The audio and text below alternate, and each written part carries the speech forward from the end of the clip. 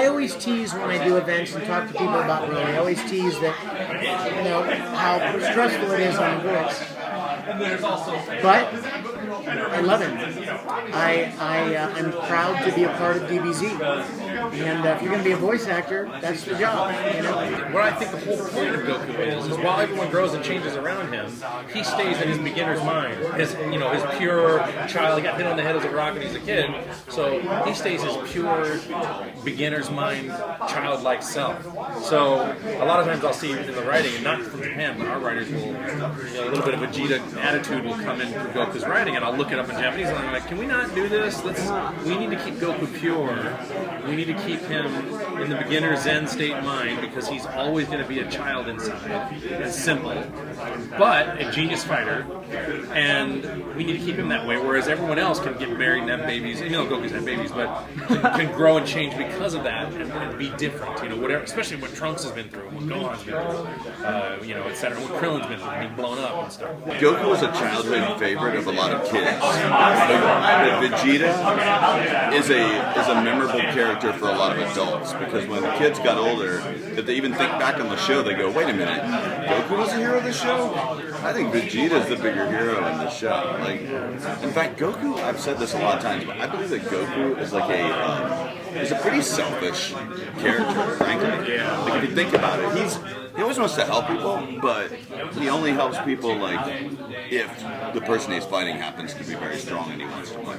I sometimes wonder, when you're a destroyer and you're millions of years old, evidently, and you only wake up periodically to destroy things. What was the one thing that Beerus woke up feeling when we first meet him? Boredom, right?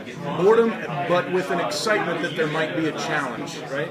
So not only is he sort of revitalized in terms of his interest in the possibility of meeting someone that can give him a run, right? For his money, but then he goes to Earth and he also starts eating. Like there's this whole other side to him, and so he's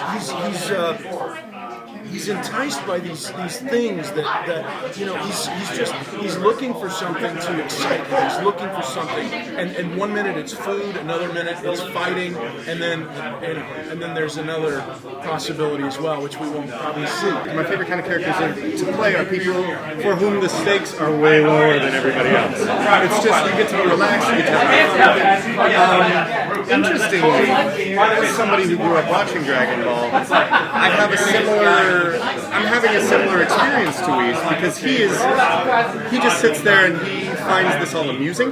This is a moment, this is a blink in his life, and he's just like, what's going on? Oh, these angry little monkey boys are slap fighting. Oh, look, they're blue now. Aren't you good?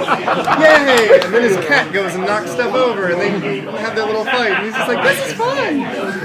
And so he transitions from Beerus mentor to the Saiyan's mentor to kind of commentary, and then back to the Saiyan's mentor. He goes through all these things, but he's getting to sit back like the audience and say, wow, aren't these fights neat? And I get to too. Now as a fan, it's the greatest thing ever. I dropped Vegeta like this, just like that, and it's one of the best days I've ever had in recording. Is like, all right, you're fighting Goku and Vegeta today. I'm like, oh, did they land a hit? No. I'm like,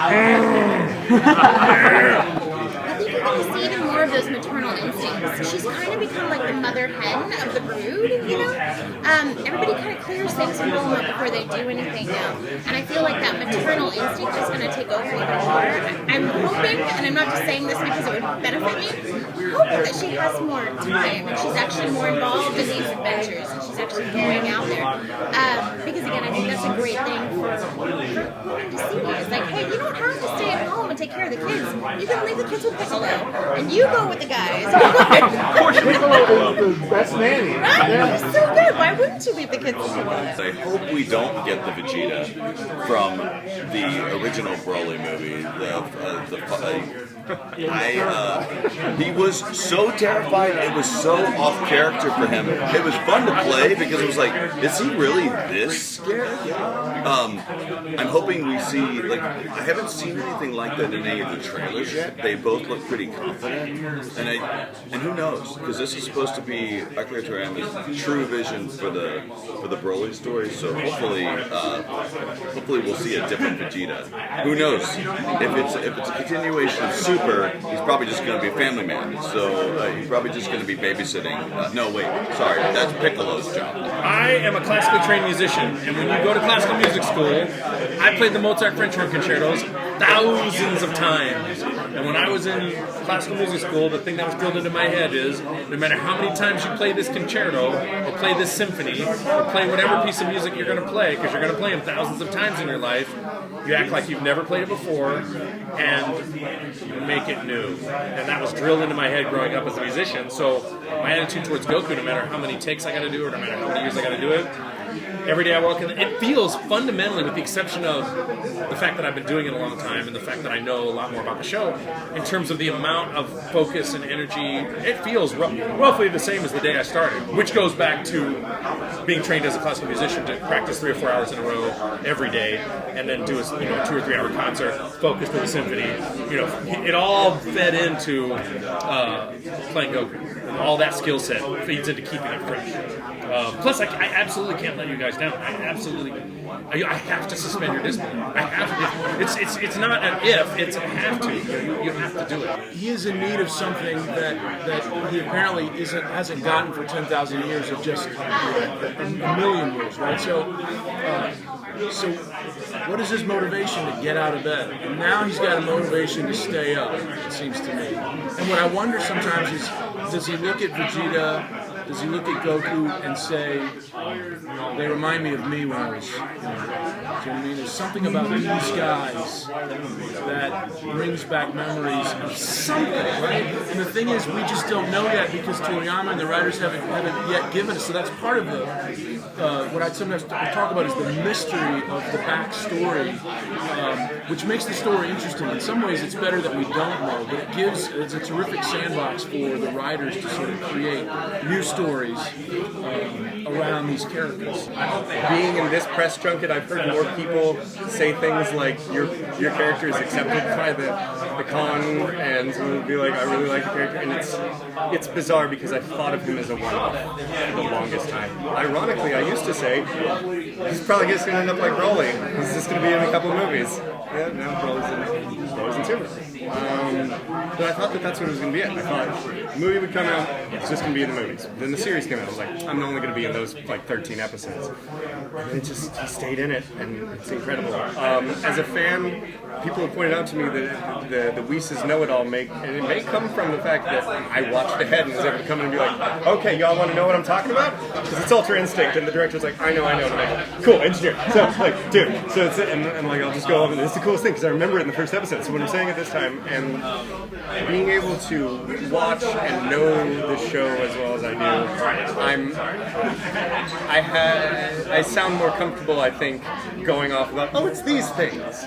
And it's just great to be a part of. I'm just trying not to screw up. I think that this one's so exciting because, like we were saying in the panel, like Toriyama is so involved, and so it's neat because for a while, things happen. People kind of drift away from their art, and I feel like he's kind of come back to his art, and now he wants to be more involved, and he wants to see what's going on. And it's so cool. I don't think anybody maybe even imagined 15 years ago when we dubbed movie 8, and then in 10 or 11, I don't think anybody imagined that he would be that popular. But over the years, fans have really come to love the character, which I'm greatly appreciative of.